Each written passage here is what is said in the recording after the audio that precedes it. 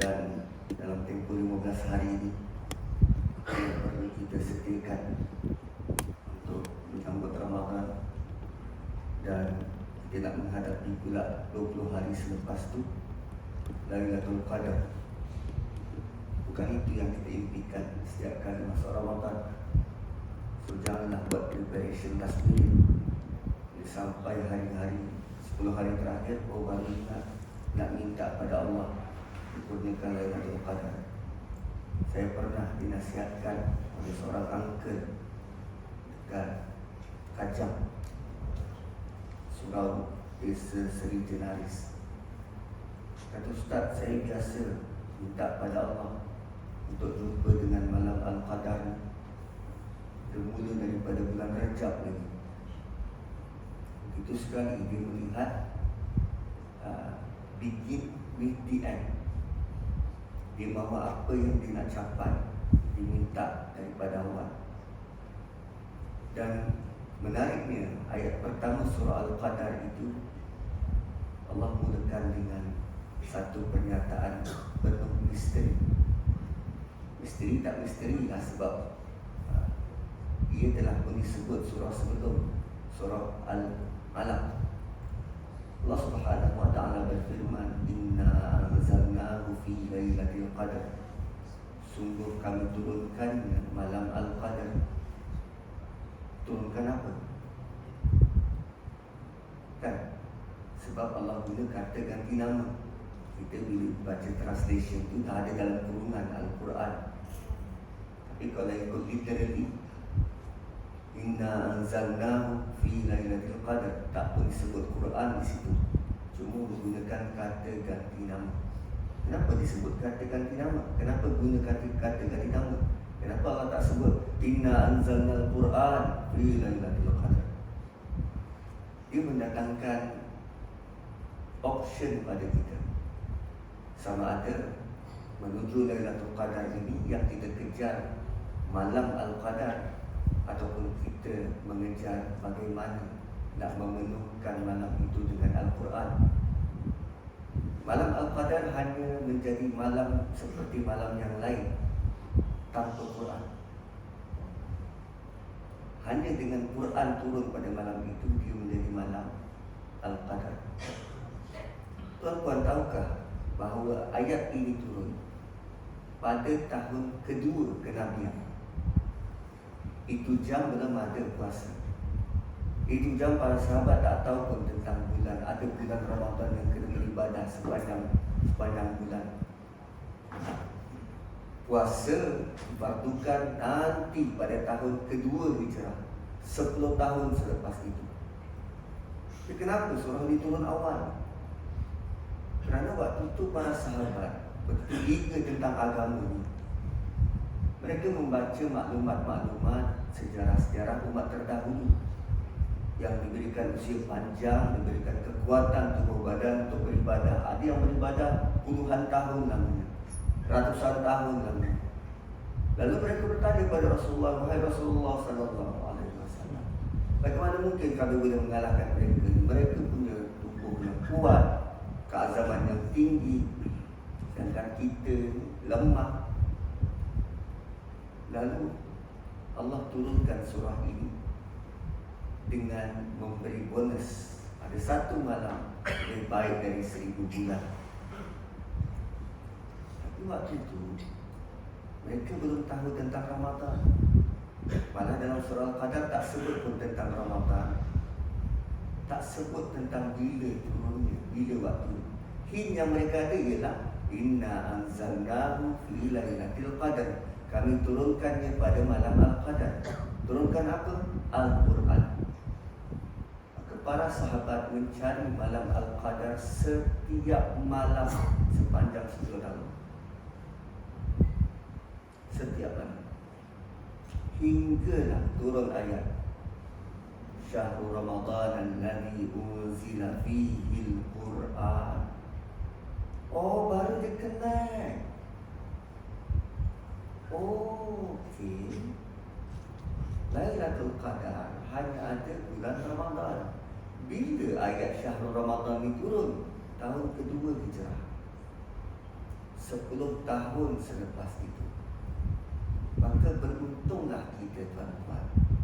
Kita melalui mengamalkan agama ini ketika agama ini telah komplit, telah sempurna. Berbanding para sahabat dahulu, mereka lakukannya belum komplit. Quran belum turun semuanya. Mereka mengejar Lailatul Qadar ini setiap malam sepanjang 10 tahun. Gigih tak? Sangat gigih. Kita diberi bonus bukan sekadar tahu dalam bulan Ramadan. Diletak pula narrow it down 10 malam terakhir. Dan hanya 10 malam terakhir, malah kita pilih pula malam ganjil sahaja. Wow, how convenient it is. Dan itu pun kita pilih 27 di Rastara. Biasakan 27. Cuba tengok Lailatul Qadar itu kan 9 huruf, 3 kali sebut dalam surah tu. 9 darab 3 kan 27. Itu pendapat Ibnu Mas'ud. Dan dalam surah tu, cuba tengok, kira daripada belakang, semua sekali ada 30 patah perkataan. Surah Al-Qadar ada 30 patah perkataan. Kalau dikira daripada belakang, kita baca ayat terakhir, salamun hiya hatta matla'il fajar. Hatta matla'il fajar. 30 tolak 3, 27. Perkataan ke-27 ialah hiya. Hiya merujuk kepada Lailatul Qadar. Malam 27. Dah confirm dah Ustaz. Kita pula beri confirm. Kan? So, apa persediaan kita untuk menuju malam itu?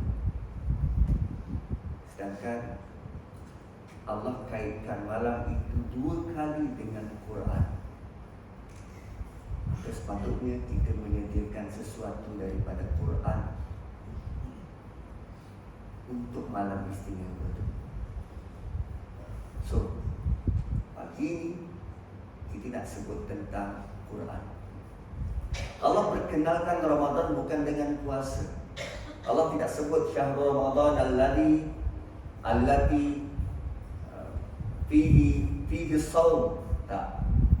Syahrul Ramadan alladhi unzila fihi al-Quran. Diturunkan padanya Al-Quran.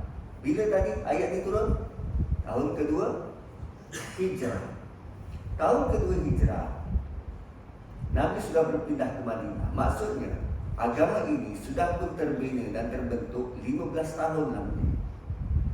13 tahun di Mekah, 2 tahun di Madinah, 15 tahun. So, sahabat seperti Abu Bakar sudah beriman sepanjang 15 tahun.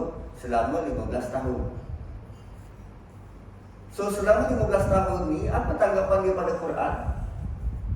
Tentu dia sangat tahu tentang Quran. 15 tahun kot. Turun wahyu, berhadapan dengan Nabi, baca Quran bersama.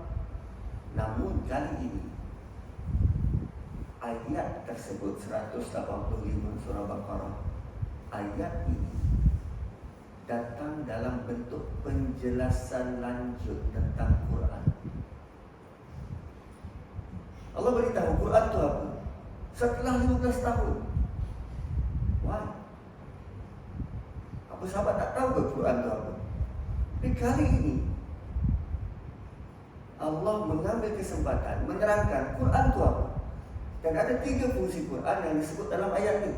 Hudal linnas wa bayyinatin minal huda wal furqan. Adakah para sahabat tak tahu tentang Quran? Mereka sangat tahu. Kenapa turun dalam bentuk begitu? Pertama, hudal linnas. Ayat ini sendiri sudah sangat terasa, sangat terang. Kerana yang berkuasa siapa? Orang beriman. Yang baca Quran siapa? Orang beriman. Tapi pernyataannya sangat umum. Hudal linnas, untuk semua manusia. Kan? Patutnya hudal lil mukminin. Kenapa sebut hudal linnas? Rupanya, terutama di dalam bulan Ramadan, kita kena datangi Quran seolah-olah kita tak tahu apa-apa tentang Quran. Datang dengan zero. Suatu Imam Malik tutup kelas hadis sepanjang Ramadan.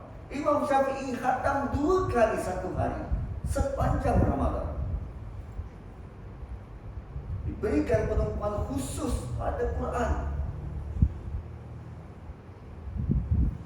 Lalu apa kaitan dengan hudal linnas? Kita dah baca Quran, kita mula memahami, kita bertanggungjawab untuk sampaikan pada manusia yang lain. Kerana inilah waktu paling sempurna untuk kita ajak manusia lain kenal Quran. Sebab apa? Syaitan dah diikat. Tak adalah provok orang sana dan Muslim dan provok kita Muslim sepanjang bulan Ramadan. Tak gitu.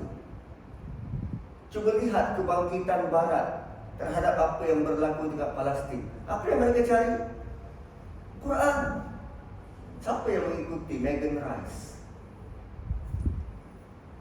Antara video-video pertama dia rasa terkejut dan kagum kerana selama ni dia tak pernah tahu bahawa Jesus bercakap sejak kecil, sejak umur 1 hari. Sedangkan maklumat tu kita sudah lama tahu. Sebab hudal linnas. Quran ni jadi petunjuk, jadi panduan kepada seluruh manusia, bukan hanya orang beriman, pada seluruh manusia. So siapa yang nak kena sampaikan tu? Kita lah yang baca Quran ni, terutamanya bila kita mula belajar Quran dalam bulan Ramadan. Tak gitu. Gitu. Allah sudah bentangkan jalan. Ada Quran di depan mata, dibaca, dipelajari, difahami, dan kita boleh sampaikan pada manusia lain. Hudal linnas.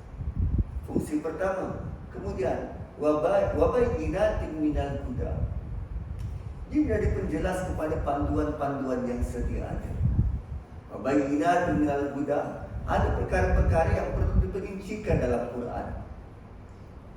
Saya buat analogi semacam ini. Kadang kita baca buku ensiklopedia. Kan kalau dulu apa nama beli Reader's Digest, ikut dia punya peraduan, dapatlah buku tebal-tebal ensiklopedia. Lalu kita pun baca. Maka bertambahlah ilmu pengetahuan kita. Ilmu pengetahuan adakah ilmu-ilmu yang banyak itu membantu kita membangunkan akhirat? Rupanya tak semua ilmu yang terpakai pada kita boleh menjadikan kita ingat akhirat. Itu wabayyinatin minal huda. Quran pasti datang dengan panduan yang boleh membangunkan akhirat.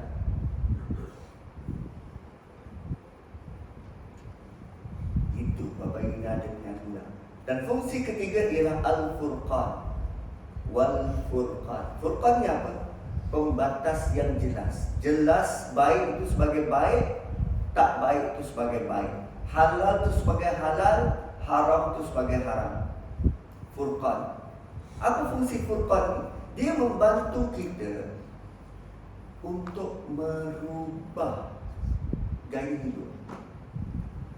Sedar rokok tu tak baik, terus tinggalkan. Hasil daripada Quran. Kan, sedar rasuah tu jahat, terus tinggalkan. Hasil daripada Quran. Dia bukan ada grey area, tak apalah sikit je, dah duit kopi, nak buat macam mana? Tak. Bayyinatin minal huda wal furqan. So, Ramadan yang perlu di-highlight ialah Quran. Bagaimana kita boleh bersedia untuk Ramadan nak mendalami Quran. Tahap paling jauh yang kita boleh pergi. Kerana Quran pernah dibandingkan dengan bintang dalam surah Waqiah. Ini surah yang ketiga. Tadi surah Al-Qadar. Kemudian kita masuk surah Baqarah. Sekarang kita pergi surah Waqiah. Allah bersumpah, fala uqsimu bimawaqi'in nujum. Quran itu diibaratkan macam bintang. Apa persamaan Quran dan bintang? Kita melihat bintang di langit sebagai objek berkelip-kelip. Jadi kalau kita tanya orang-orang yang bermusafir malam di padang pasir, bintang berfungsi sebagai apa? Kompas. Tanya rakan-rakan kita yang suka mencandak sotong tengah laut, waktu malam, tengah-tengah malam, nak cari daratan, dia tengok mana? Bintang. Dekat laut ada signboard? Tak ada. So begitulah kita terhadap Quran. Marhain macam kita melihat Quran ini sebagai bacaan yang merdu, indah dan boleh dilakukan. Ada yang melihatnya sebagai inilah hukum-hukum tajwid yang perlu dipatuhi. Ada melihatnya sebagai burdah-burdah tarannum. Tapi ada golongan yang melihat hukum-hukum fikah di dalamnya. Ada yang nampak usuluddin di dalamnya. Ada yang nampak buku-buku akhlak di dalamnya. Ada yang jauh lebih dalam, melihat inilah panduan untuk bernegara. Ada yang melihat, inilah panduan untuk menjadi mak bapak yang sejahtera. Ada yang melihat, inilah untuk menjadi anak yang begitu patuh kepada ibu dan bapa. Rupanya Quran ini dia tertakluk kepada siapa yang mendatanginya. Apa yang kita cari?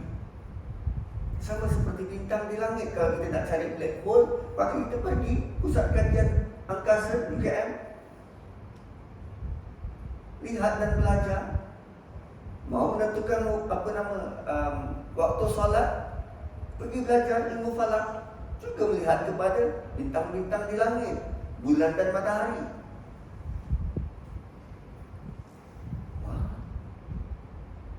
Sekali Allah menamakan Quran dan bintang. Dan apa lagi? Siapa yang boleh merubah bintang di angkasa? Dan siapa yang mampu merubah Quran? Bintang di angkasa selamanya menjadi panduan kepada orang-orang yang berjalan malam, yang bermusafir. Sama seperti Quran yang mahu menjalani kehidupan ini selamanya takkan berubah dan dia sentiasa relevan. Begitu. Tapi kerana kita punya hubungan hanya sekadar melihat dia berkelip-kelip bersinar terang, tidak pergi jauh lebih dalam, maka kita belum berjumpa panduan-panduan yang sesuai untuk hidup kita. Yang kita kejar apa? Sarjana-sarjana dari barat. Kata-kata mereka begitu dipatuhi. Al-Quran masih belum cuba untuk didalami. Malah berasa tabu pula. Tak boleh tafsir Quran rata-rata senang-senang hati. Tak boleh. Siapa yang merasuk begitu? Siapa yang mahu kita jauh dari Quran? Syaitan. Kan? So itu surah yang ketiga. Dan saya nak masuk surah yang keempat. Kita pergi ke pula surah Ahzab. Surah Ahzab ni ayat yang ke-41. Tapi seperti kebiasaan, yang menaik menulis golongan ibu-ibu, yang ayah-ayah nanti balik dia tanya isteri dia kan, yang nota tadi mana? Itu lazim kan, tu biasa. So surah Ahzab ayat 41, Allah Subhanahu wa taala mengingatkan, ya ayyuhalladzina amanu, wahai orang beriman, uzkurullaha dzikran katsiran, ingatlah Allah banyak-banyak. So bila lepas zikir, Allah suruh banyak-banyak kali ulang. Bila lepas amal, pada level ahsanu amal. So ada beza zikir dan amal. Kalau zikir ni banyak-banyak kali, kalau amal ni pada level sempurna. Ahsan tu sempurna. Macam mana nak capai sempurna? Kita kenalah buat praktis, kenalah buat postmortem, kan, kenalah buat ulang-ulang kali, tambah baik dan tambah baik.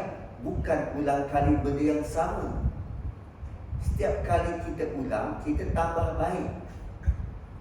So sepatutnya solat kita 10 tahun, 20 tahun dah kita solat ni, dia semakin baik dan semakin baik. Bukan seperti solat semalam, tambah baik. Itu maksud ahsanu amalah.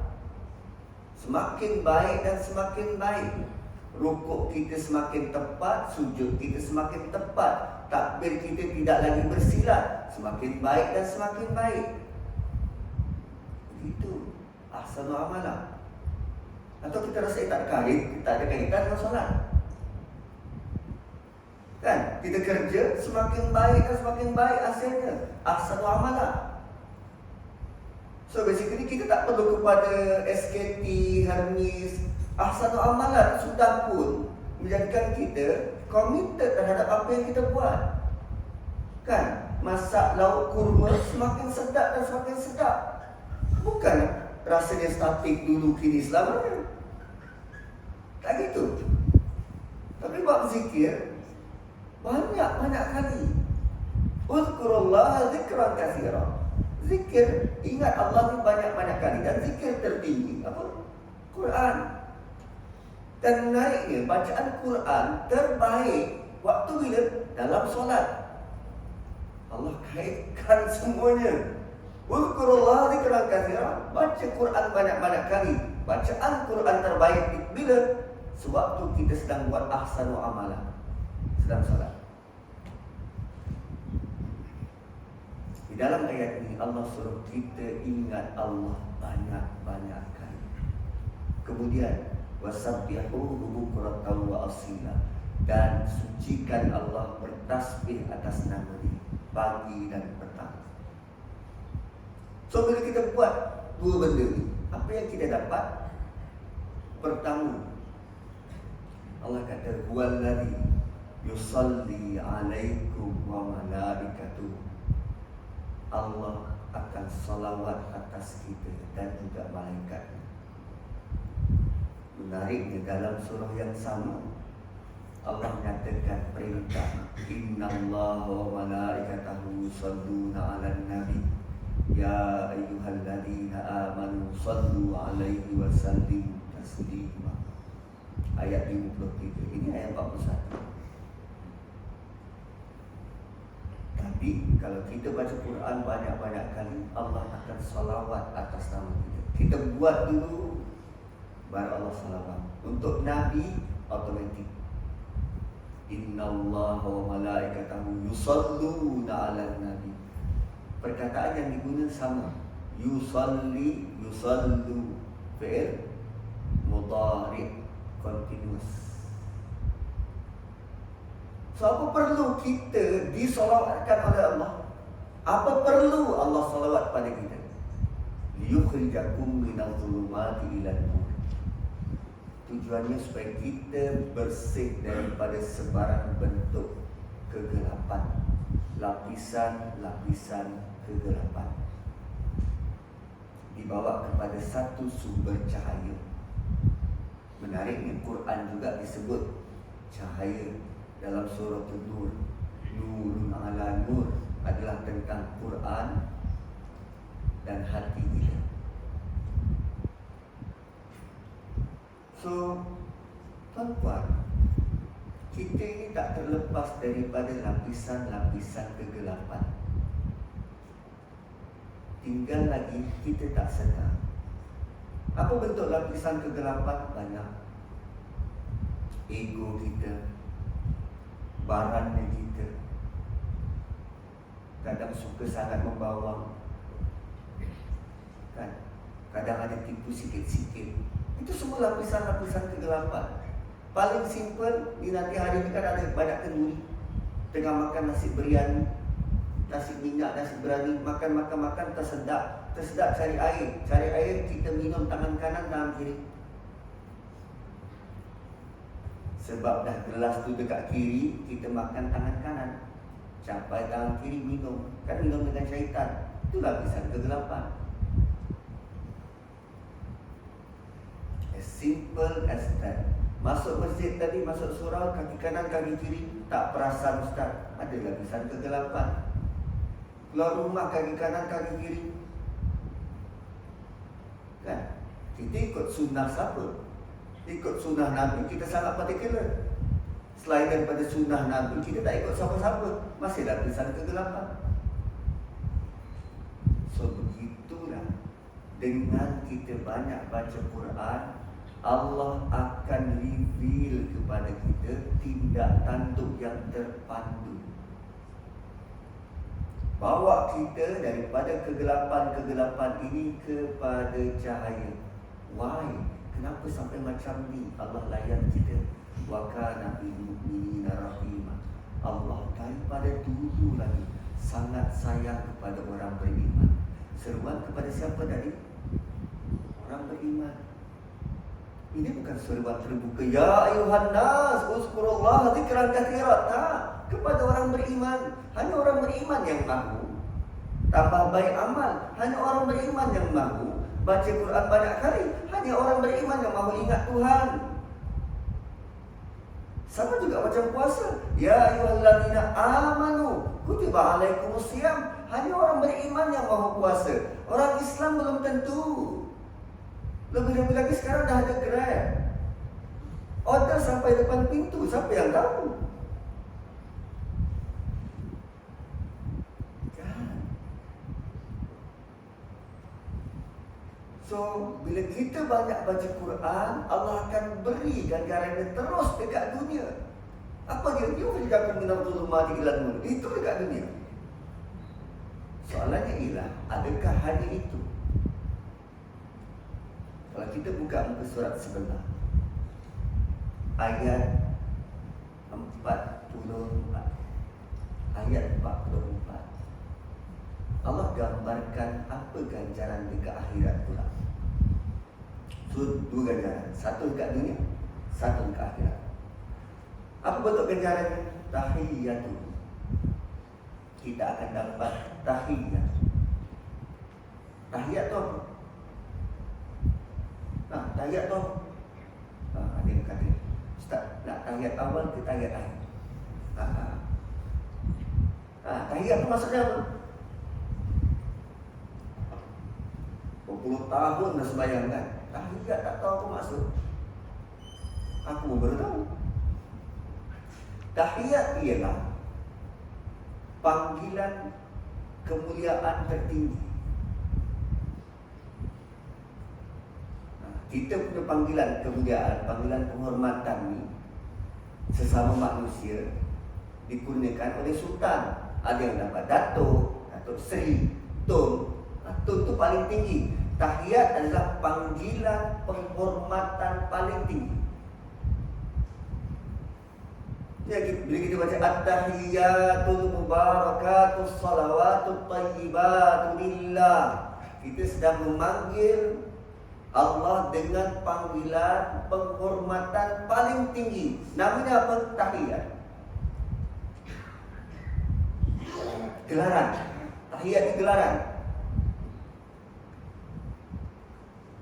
So dengan kita baca Quran banyak-banyak kali, Allah akan beri gelaran tahiyat pada kita.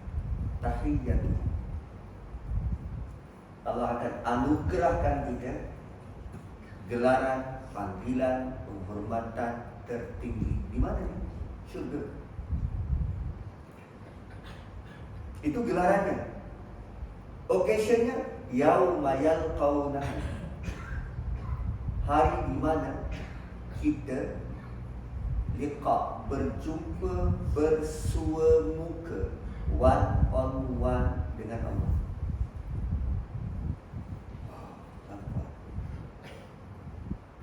Dia tak ada nikmat yang lebih besar daripada ini. Tak ada. Allah sudi jumpa dengan kita bersemuka. Yauma yalqauna. Pernah dengar talaqi? Talaqi apa? Duduk berdepan, bertemu lutut dengan guru. Perkataan sama Allah guna dalam ayat ini. Yalqauna. Hari di mana bersua muka dengan Allah. ungkapan yang Allah sebut apa? Salam. Tuan-tuan, kita bila kita buat sesuatu, kita harapkan kalau at least orang ucap terima kasih. Kan? Kita dulu ambil SPM, study bagai nak gila, dapat keputusan yang baik dan cemerlang. Semua orang ucap tahniah. Ucapan siapa yang kita tunggu? Bapak kita. Tahniah, abang bangga dengan kau. Waktu kita kerja, kan, katalah pencara UKM, ucapan siapa yang kita nantikan? TNC. Tahniah, UKM berbangga dengan awak. Kita jadi dari pejabat awam, ucapan siapa yang kita nantikan? Daripada PM. Tahniah atas usaha keras anda. Sekarang Allah tawarkan ucapan tahniah salam pada kita sewaktu bersua muka dengan Allah.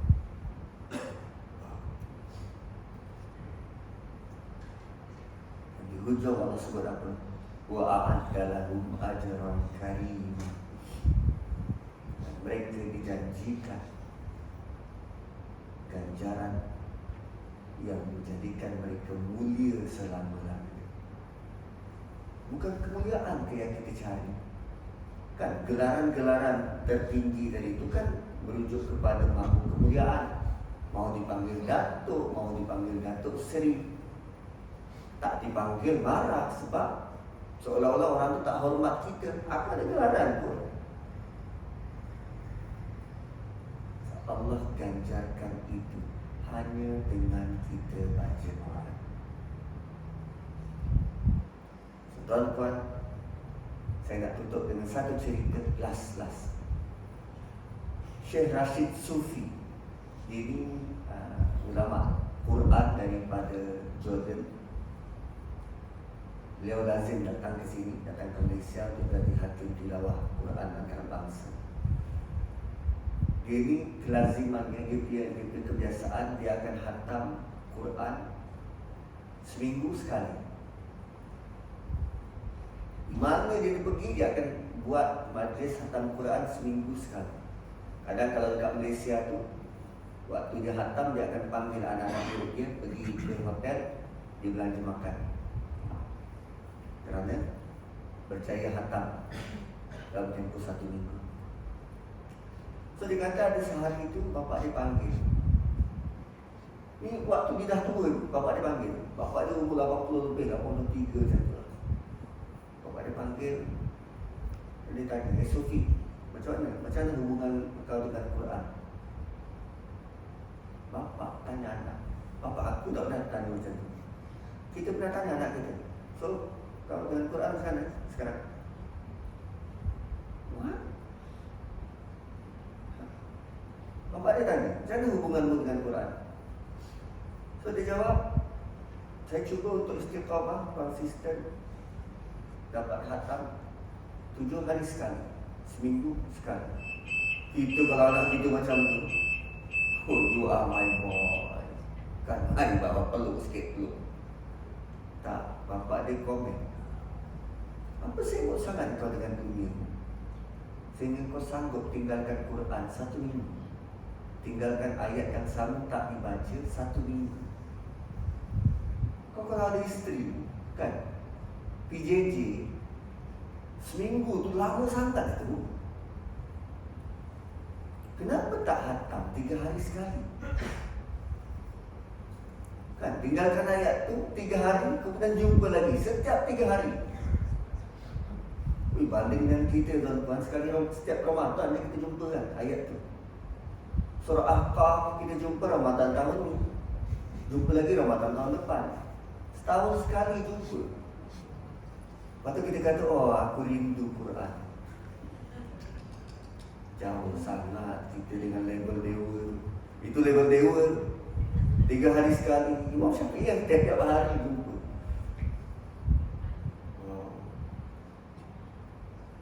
tenangkan balik hubungan kita dengan Quran. Itu baru jumpa dibaca. Faham belum lagi? Faham level lain. Itu baru qiraah. Qiraah baca dengan kuat. Belum tilawah. Tilawah tu level lain. Tilawah ni disebut dalam surah Jumaat. Baca, faham dan sampaikan, itu tilawah. Quran baca saja. Baca pun kita masih lagi jauh. Belum masuk tilawah. So tuan-tuan, untuk merubah umat ini, merubah keluarga kita, merubah diri kita, bacalah Quran sebanyak-banyaknya. Saya ada kawan yang buat eksperimen ni. Dia kata dia cuba untuk isi mana-mana ruang masa sepanjang hari. Ada kosongnya dia baca, ada kosongnya dia baca. Dia dapat hatam 1 kali hatam 7 hari. Confirm dapat. Dia cuba untuk isi ruang-ruang masa. Dia boleh hatam 1 minggu 1 kali. Cuba. Kita sangat banyak masa terluang dihabiskan pada Facebook, TikTok, Instagram. Untuk tu semua baca Quran. Barulah dapat ganjaran dari Tuhan agar kita bahagia dan tenang dan aman. Barakallahu li wa lakum bil Qur'anil azim wa nafa'ani wa iyyakum bima fihi minal ayati wa dzikril hakim. Assalamualaikum warahmatullahi wabarakatuh. Yasuka dengan tasbih kafarah. Subhanakallahumma wa bihamdika asyhadu an la ilaha illa anta wa astaghfiruka wa atubu ilaik. La asri innal insana lafi khusr illa alladziina aamanu wa 'amilus shalihaati wa tawassaw bil haqqi wa tawassaw bis sabr. Assalamualaikum warahmatullahi wabarakatuh.